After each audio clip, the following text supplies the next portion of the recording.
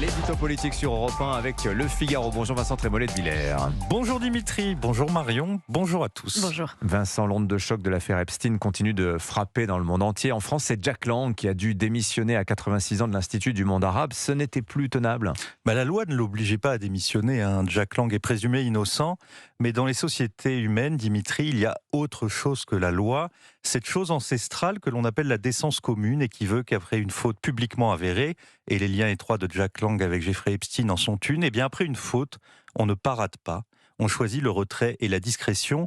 Sous une pression de plus en plus forte, Jack Lang a été contraint de se rendre à cette décision raisonnable. C'est un choix de bon sens. Quand on fait plus de mal que le bien à l'institution à laquelle on appartient, on ne sacrifie pas l'intérêt général à son intérêt particulier. Alors cette démission, elle porte une charge symbolique et politique très importante. La gauche divine perd sa plus belle icône. Jack Lang, c'est beaucoup plus que Jack Lang. C'est le visage du mitterrandisme triomphant. L'auteur de cette phrase, le 10 mai 1981, la France passe de l'ombre à la lumière. Et bien 45 ans plus tard, Jack Lang passe de la lumière à l'ombre.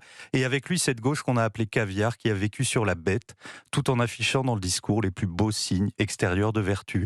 Ce que Jean-Pierre Le Goff a appelé le gauchisme culturel, Jack Lang l'a incarné presque physiquement. Alors Lang, ça a d'abord été l'homme de la déhiérarchisation culturelle, ce moment où un tag a eu autant de valeur qu'une fraise de Michel-Ange, ou un morceau de rap n'avait rien à envier à un prélude de Bach. Comme ministre, il a subventionné un art officiel au détriment des véritables artistes qui sont restés méprisés. Puis Lang, il était aussi l'homme du festivisme, cette tyrannie si bien décrite par Philippe Muret. Le festivisme, c'est la fête comme obligation sociale et comme substitut à la véritable culture. C'est la fameuse fête de la musique. Et puis Jack Lang, c'est surtout ce mélange de moraline antiraciste et d'enrichissement personnel qui aura caractérisé la gauche française des années 80. Enfin, Lang, c'est au ministère de l'Éducation nationale l'accélération du déclin de l'école, la culture dégradée, la nation fracturée, l'école défigurée, la morale bafouée. C'est un bilan très globalement négatif. Pourtant, il a continué à être célébré comme une sorte d'André Malraux de gauche. Oui, et face à lui, la droite même était complexée. La gauche, elle, le considérait comme intouchable, ce qu'il était, jusqu'à samedi soir. Cette histoire souligne aussi le double standard entre la droite et la gauche. Selon que vous serez François Fillon ou Jack Lang, les histoires de costumes n'auront pas les mêmes conséquences. On rappelle que l'ancien ministre de la Culture a laissé à Smalto une note d'1,5 million d'euros, une broutille pour l'autorité judiciaire. Et puis pour finir, il y a ce climat d'affranchissement sexuel dont l'expression publique a été la pétition signée par Jack Lang en 1977 en faveur des relations sexuelles avec des mineurs de moins de 15 ans. C'était dans le quotidien Le Monde, approche débridée que l'on retrouve au cœur de l'affaire Epstein.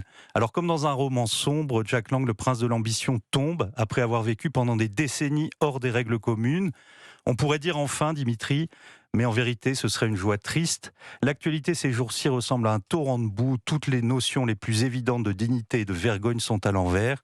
Comme l'écrit Jacques de Saint-Victor dans Le Figaro d'aujourd'hui, quand l'élite, c'est-à-dire ceux qui devraient donner l'exemple, répandent le scandale autour d'eux, cela déclenche des fièvres révolutionnaires ou donne tout simplement envie de fermer les écoutilles, d'éteindre les écrans et de partir très loin dans une cabane peuplée de livres près d'une rivière d'eau pure. Je vous y vois bien. Moi aussi. Ça a tout du rêve pour Vincent Trémollet de Villers, l'édito politique sur Europe 1. Merci beaucoup Vincent.